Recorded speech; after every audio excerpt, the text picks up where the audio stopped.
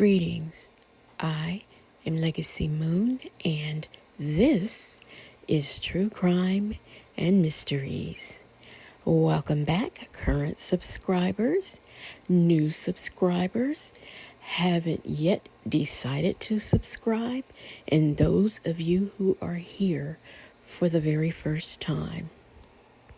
For this first story, I will be talking about the unaliving of 41-year-old LaShawn Rogers.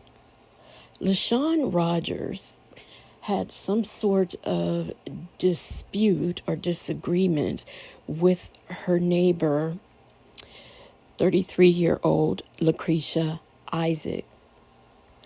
On May the 30th, 2022, the two ladies had been barbecuing and an argument ensued. I guess this was a continuation of whatever had been going on or whatever occurred earlier. It's really not that clear, but the two were in a dispute.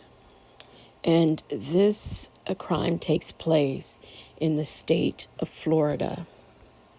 While the two were arguing, Lucretia Isaacs handed her bag to her 10-year-old daughter.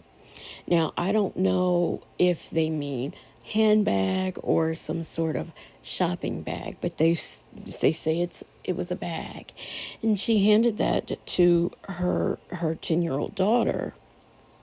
Next thing you know, the 10-year-old daughter pulls a gun out, puts a bullet in the chamber, and shoots LaShawn Rogers in the head. Police officers were called, and of course, when they arrived on the scene, they find Miss Rogers laying on the ground with the gunshot wound to her head. The officers tried to perform CPR on Miss Rogers until the paramedics arrived on scene, and at that point, an ambulance rushed the victim to the hospital. LaShawn Rogers unfortunately succumbed to her injuries shortly after she arrived at the hospital.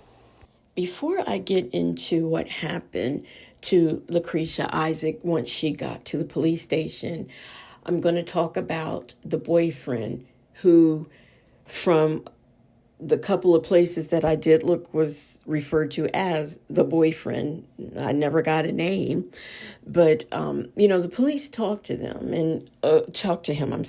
and according to the affidavit, the boyfriend and LaShawn were outside cooking at the rear of the building on the grill, celebrating the Memorial Day weekend. He said that Lucretia Isaacs approached LaShawn Rogers and they began an argument over a dispute that had, I guess, been going on between the two of them.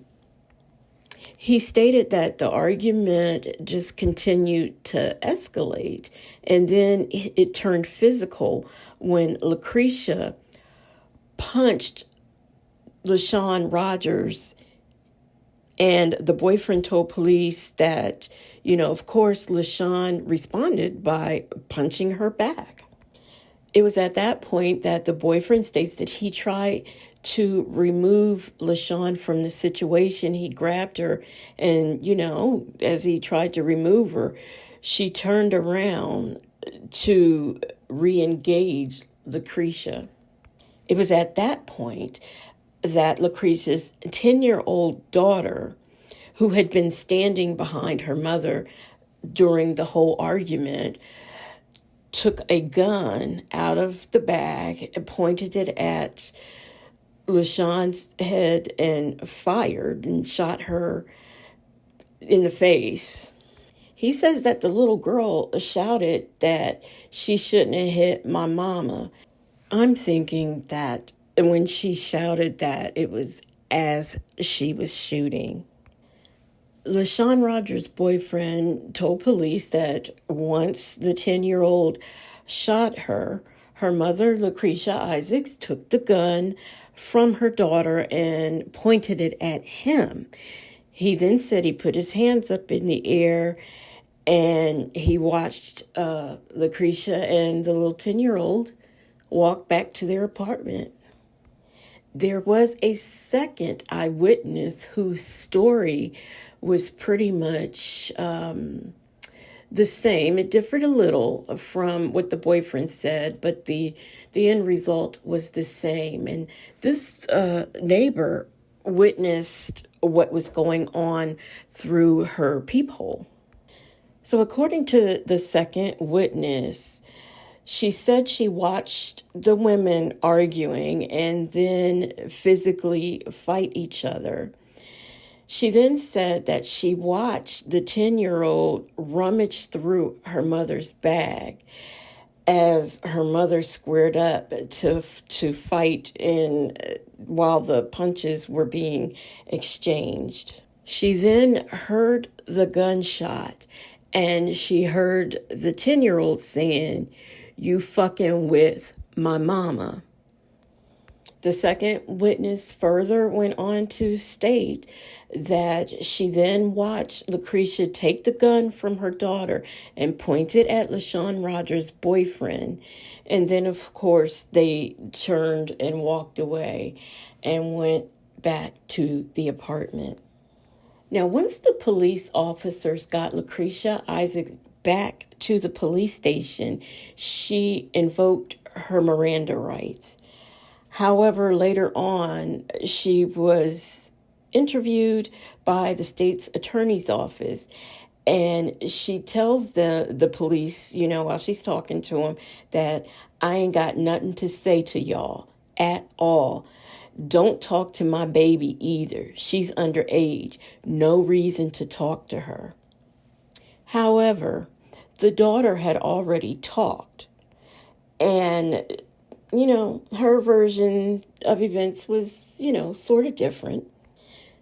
This 10-year-old little girl told police that her mother was drunk and said she wanted to speak woman to woman with LaShawn Rogers. Now, the little girl also says she was told to stay in the apartment, but instead of staying in the apartment, she followed her mother outside and stood right there alongside her as the two women argued. Now, according to the daughter, she said that she saw someone holding an unknown object that they allegedly hit her mother with. She said she believed that LaShawn Rogers had struck her mother over the head with said object and cut her. The daughter said she observed someone holding a rock in their hand while the argument was going on. Now, by someone, I am not sure if she means another person or if she means LaShawn Rogers herself. I'm really not that sure. Because how kids talk. Sometimes, it's just kind of hard to figure out, well, what are you really trying to say? Now, Lucretia Isaacs denied having any cuts or injuries as a result of the altercation. The 10-year-old daughter thought, or she felt, that LaShawn Rogers had made a threat against her family. She says that she heard her say that she was going to bring her family to jump her mother, Lucretia Isaacs. Now, she says when she heard this, she became angry because she has anger issues, and she pulled the firearm away from her mother's friend and aimed it above LaShawn Rogers' head. After the shooting, the 10-year-old alleged that one of her mother's friends took the gun and fled the scene. So as we can see, her story drastically contradicts what LaShawn Rogers' boyfriend said and what the second witness said. The 10-year-old has been charged with second-degree murder, and she will be tried as a juvenile. She has been in a juvenile detention center for the past 2 years. Now, at some point, she had a hearing, and she apparently wanted, I don't know if it was her or her mother or the lawyer or if all three of them came up with this, but, she wanted to be released on ankle monitor, and the judge absolutely refused. Now, this child is 10 years old. Her mother couldn't control her, when they were both free. So do you really think that a judge or anybody of any authority is going to release this child to her mother's care when her mother apparently wasn't showing proper supervision in the first place? And, what other adult is going to want a 10-year-old who ever so boldly murdered an adult because, her and the mother were arguing, and she felt like the woman made a threat on the family. However, on the other hand, her mother has been out on bond since October 2022. Finally, May of this year, Lucretia Isaacs entered a plea of no contest to the charges of manslaughter and culpable negligence by storing or leaving a loaded firearm within reach of a minor. Yes, that is a charge. Now, the reason why she decided to accept a plea deal was it came shortly after, the two, the Michigan parents, the James and Jennifer Crumbley, were found guilty of, guilty of involuntary manslaughter, because of what their son Ethan did. She has been sentenced to 5 years in prison and probation. So once she gets out of prison, she'll be required to attend a 4-hour parenting course and undergo substance abuse evaluation and treatment. I am not sure how long her probation is, but one thing I do know is that if she doesn't comply with the things that have been set forth, such as the the drug treatment, just the parenting classes, all of that, if she doesn't do that, she that could prolong her probation and even cause her to be sent back to jail. This is a very unfortunate situation, and I am not so sure that I would like to buy that this little girl has anger issues. Maybe she does. I don't know. But, especially at the age of 10, why would I start a sentence off with especially? But at that age of 10, you just kind of think that her behaviors are the results of what she has learned or been taught is acceptable in life. And, I just think that probably her mother needs more than a parenting class. And I certainly hope that she is currently getting, and I'm talking about the child now, I hope she is currently getting whatever courses, counseling, medical treatment she needs to get herself together so that she can be a productive citizen once she does go through whatever time she's given and comes out into society.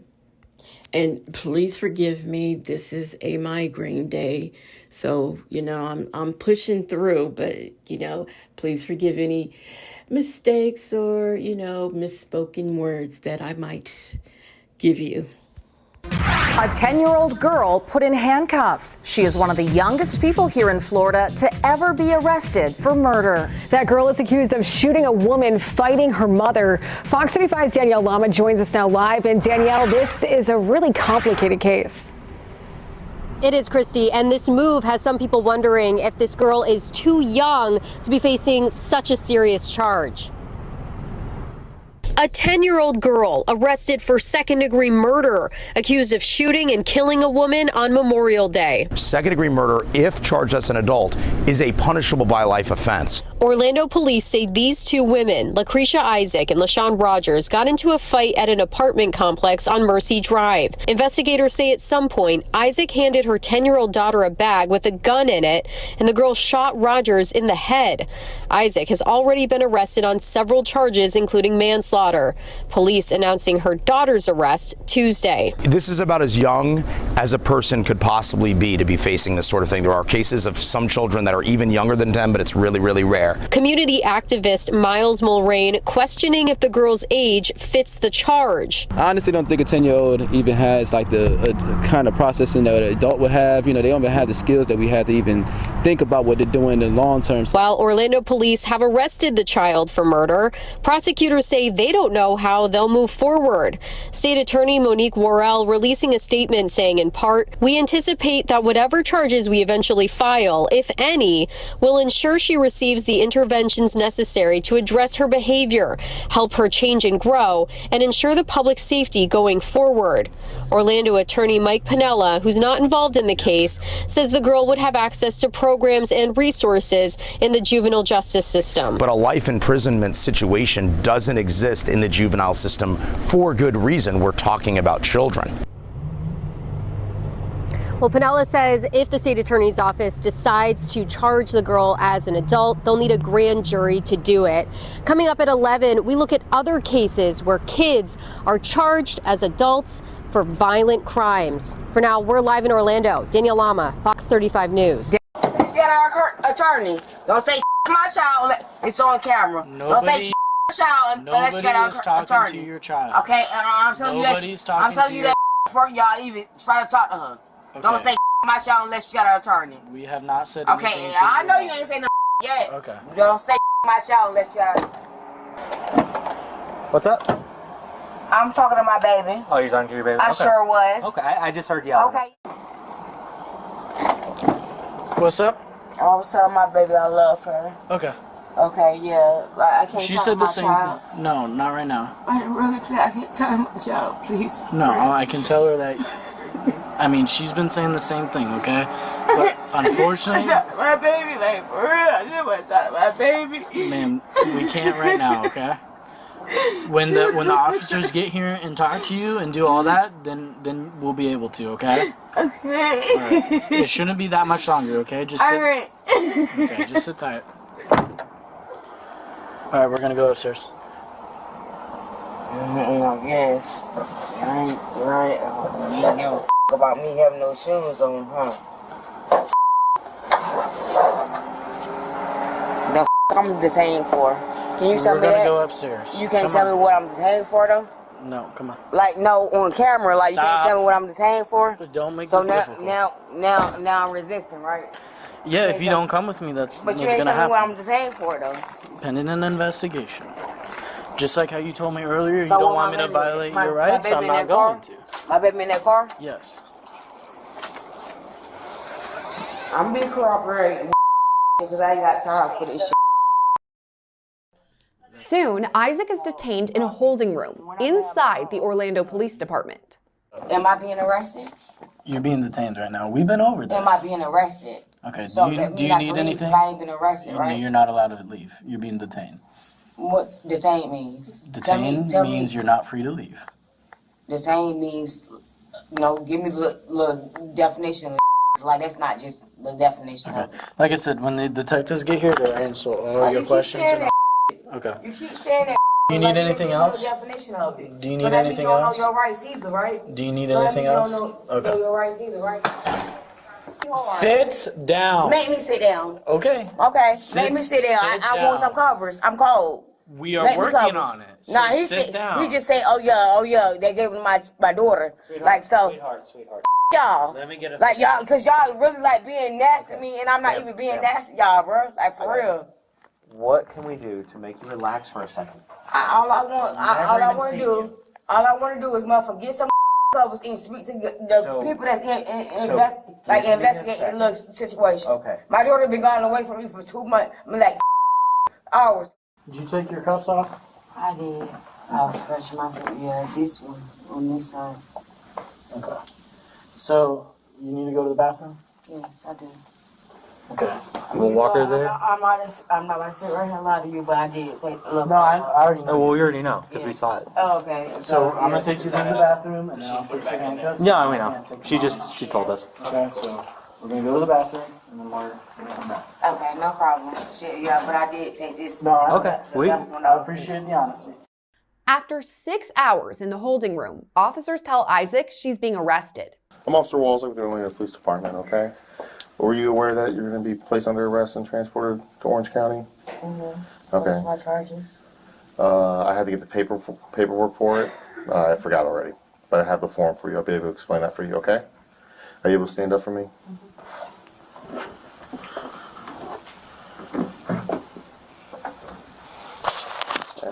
Okay. Then just put your hands behind your back, palm together. I'm not investigating anything on that. I'm simply transporting you. Right now, she's with the Child Protective Services. I can't call my mother or nothing. Right now, no. They will reach out and make contact with family. And then Isaac is told what she's being charged with. Manslaughter by culpable negligence. Manslaughter, like, what's that mean? You don't know? No, I have to look at the statute. Aggravated assault with a firearm. Neglect storage of firearm and neglect of child. Those are the charges you're being faced with. Isaac pleaded not guilty to those charges. And in this next case, we are going to be talking about 35-year-old Dion Lamar Montgomery from Seattle, Washington. On May 8th, 2024, at about 6:30 p.m., police responded to a call about a shooting at a residence. Upon the arrival of the first responders, they made contact with a female who stated that her child had been shot. And this child turned out to be her 8-month-old son. When the firefighters arrived, they pronounced the child unalive right there at the scene. The area was secured until detectives from the homicide squad could, come to do the investigation. An autopsy was performed on the 8-month-old child, and the medical examiner determined that the manner of death was homicide and the cause of death was a single gunshot wound to the head. Now, this is going to sound a tad bit confusing, but what happened, or what authorities allege happened, is that Dion Montgomery had been out that afternoon shooting at 2 random people, on the corner where, near where he lives. And the victims were unharmed. They said that they hid behind some cars. So, they were not hit with any bullets. Dion Montgomery was found eventually by the police because he fit the description 3 blocks away from where the crime had initially took place. So the police officers were placing him under arrest, putting him in the car when a woman from a nearby apartment complex is running around with a firearm. And, that's when she told the police that her husband had shot her baby. Now, this is what she had to say. She stated that she had been in the bathroom when Dion Montgomery came home that evening and walked directly into the bathroom with their son. He was asleep in a rocker. I think one of those little, it looks like a car seat, but it kind of goes back and you can rock in it. I mean, I've seen them before. And she was in the bathroom and Dion Montgomery was in the room. She heard what she thought was a gunshot. When she asked him, what was that? He told her that it was a blank and he left the house. And that's when she came out to see her son, who was sleeping prior to this. She found him and he had been shot right in between the eyes. I'm sorry, not in between the eyes, in the eye. Once, in custody at the police station, the investigators are trying to interview Mr. Montgomery, and he failed to respond to basic questions. But he did say that he had used PCP that day and blamed his actions on demons. I swear demons get blamed for every single thing that a person does. It's never their responsibility or their fault. It was a demon. Oh, I was on PCP. And the interesting thing to me is he never once said that he thought the baby was a demon or a monster or anything. I mean, there has not as of yet been any explanation for his behavior. Also, in his case, this is sort of kind of where your past comes back to haunt you, because between the year 2002 all the way up to 2013, he has had convictions of charges such as assault, theft, possession of a stolen vehicle, and attempting to evade police. He is currently being held in the King County Jail on a bond of $5 million. His next court appearance is on May the 23rd. He will appear for his arraignment. And I will be looking in and keeping up with this case. I just, that's all I can say is, I just wanted to show a picture of this little angel who was in his little rocker, sleep, minding his own business. And this is what happens when you mix guns and drugs. You lose a gift like this. A father accused of shooting and killing his 8-month-old son is now charged in the death. Today, Dion Montgomery was charged with first-degree murder and 2 counts of assault. The shooting happened last week in Seattle's Magnolia neighborhood. Seattle police say he told officers he was high on PCP and blamed his actions on demons. He is being held on $5 million bail. I just also briefly want to do this last story, and it is about a woman named Sally Dreckman and her 3 employees. Sally Dreckman she's an owner of a daycare. I consider it to be home daycare, mainly because when I see a home and there's a daycare in it, I think home daycare. She also had 3 employees, and those employees were Tracy Eny, 51, Caitlin Ferlardo, 23, and Jessica Foster, who was also 23. They have all been charged with 10 counts each of endangering the welfare of a child. And this is recent. They were just arrested this month. And what it was is what happened. I mean, the police got a tip that alleged that there were unsafe practices going on in that home daycare. So the police investigated, and it was through their investigation that they determined that the children's food was being sprinkled with melatonin without their parents' consent.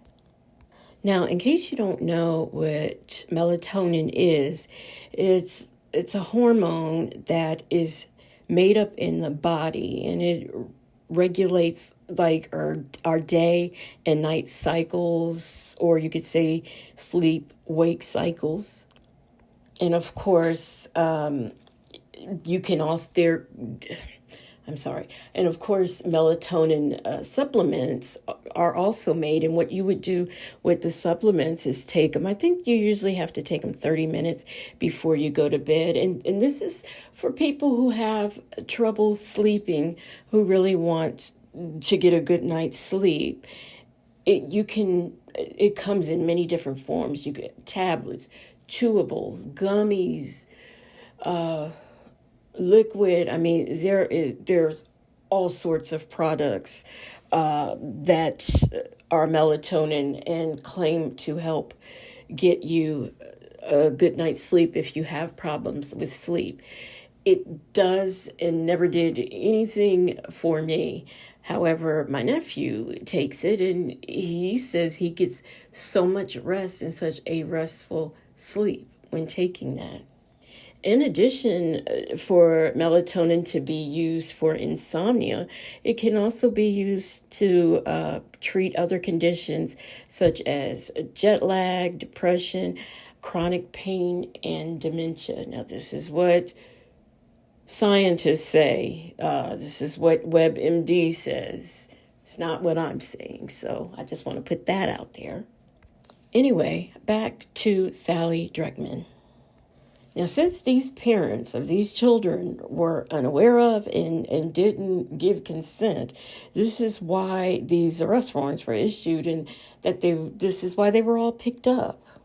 Now, Dreckman has been released on a $400 cash bail, and she's going to be arraigned on June the 10th. Ine and Foster, those two, they were released on their own recognizances.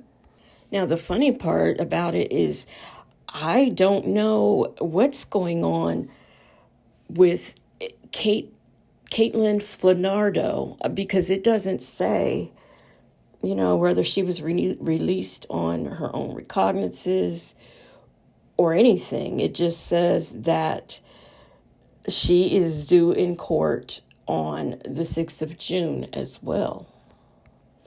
That's just a little bit strange to me, though, why there's no information about what's going on with her. The only thing that we know is she's going to court on the 6th with, I'm assuming, everybody else. So, I mean, that's just really strange to me. I know I would be pissed if I found out my children were given. I mean, I personally don't think you should give a child a Flintstone vitamin without checking with the parents first. So I know I just would be livid. But I'm curious. This tip about these unsafe practices came about when I think an inspection or something might have been done. What was it that, made, I don't know what, I just wonder, what was it that made this tip go into the police officers, and what exactly was the tip is what I want to know. But, they didn't give those types of details. Now, the weird part about it is that neighbors did not even know that this was a home daycare. So to me, that in itself is kind of scary. With home daycare, you should have like toys in the yard or some sort of play area, and children should be going out playing, but neighbors did not even know. So that's that on that. May I ask you a couple questions about what's happened? Sally Dreckman declining to answer questions as she drives away from her home. Police say she owns and operates a daycare out of this West Side house. She and 3 of her employees are accused of sprinkling a sleep aid supplement onto the food they serve to kids in their care. This is something that is an over-the-counter drug that's usually used as a sleep aid that was given to these children with no knowledge for the parents and no consent. Dreckman and those 3 employees, identified as Tracy Inney, Caitlin Filardo, and Jessica Foster, are all facing 10 counts of endangering the welfare of a child. Police say their investigation began with a tip late last year.